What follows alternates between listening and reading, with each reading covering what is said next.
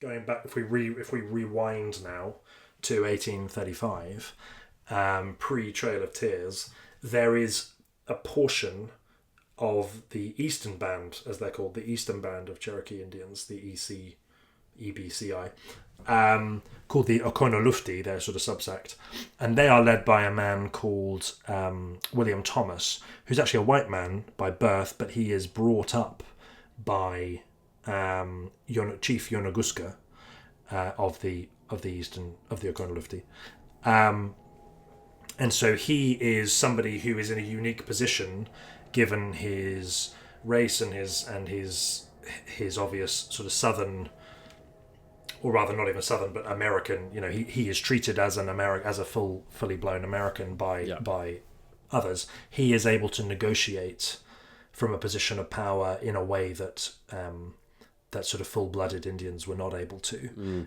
So he actually is an extraordinarily. He does some incredible things, one of which is to buy up land. So there is an unusual status for the Oconolofti in that they have this land I was telling you about, the Kuala town, the Kuala boundary, is this, and it's still there today, and it's I've been there, and it's a wonderful place, and they do a play called Unto These Hills, which was written in the 50s, but sort of updated in the 90s because it was written by white guys, and so in the 90s they sort of redid it so that it took into account a little bit more kind of native perspectives. But even then, it's still very sort of Disney-esque. It still feels like you're watching sort of like Pocahontas or something. It's strange because it's the native people themselves doing it, putting it on, but they're quite relaxed about who's playing what role. So they actually have at this theatre school that puts it on every year, and in this lovely open air theatre, they have black students, they have white students, they have Native American students, and they really don't care about the race. That they're not caught up in this current sort of Hollywood thing of kind of casting in direct relation to race and gender and all that kind of stuff. They will cast white guys as Indians and Indians as white guys, and so it's fascinating watching it as a play because it's all very fluid in a way that you wouldn't necessarily see in a kind of quote unquote white or sort of Hollywood style. Anyway, that's a sort of diversion from the point, but it's a fascinating place to visit. But William Thomas himself had purchased this land, so it was private land. So it was treated in a legal sense. It was much more ironclad than were Indian reservation lands, because they couldn't just be taken away because he had solid legal ownership of the land. Yeah. So he did an enormous service to the Cherokee in purchasing Kuala Town. So basically, when the Trail of Tears comes in 1838, those who are in that area are safe from the depredations of the Trail of Tears. They're not forced west.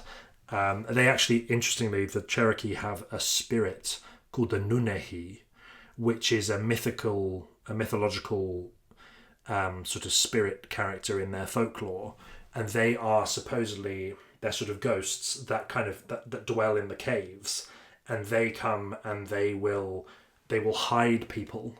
These spirits, when there's bad things happening out in the world, they will hide people in the caves until the bad thing has passed, and then release them again.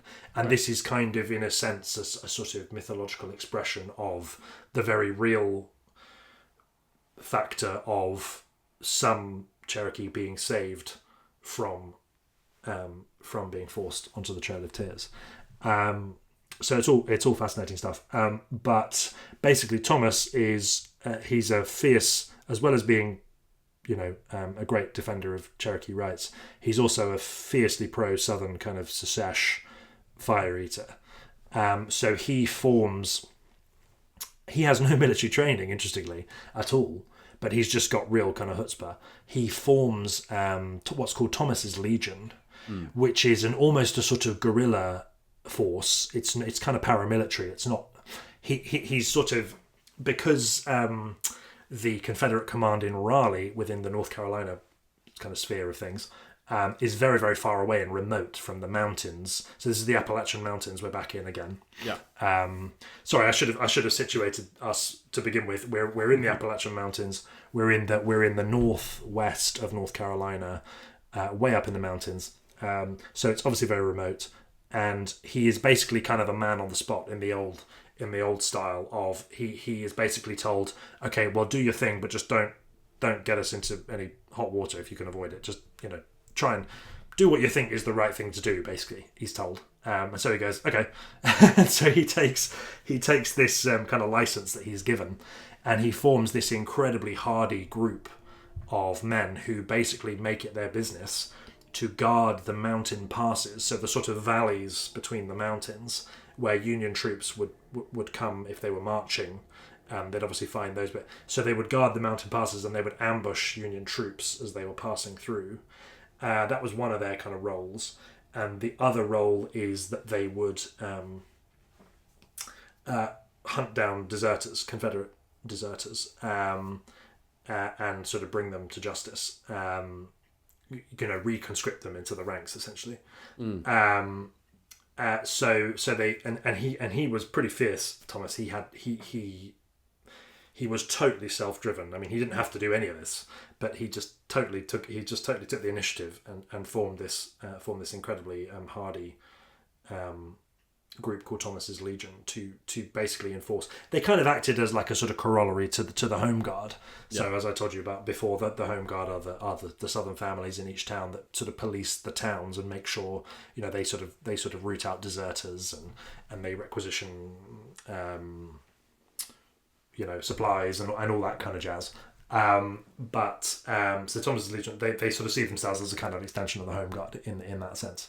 They're not a kind of obvious military unit that has plans and positions and goals, and they are just sort of roaming around in the mountains of North Carolina and Tennessee, on that borderline.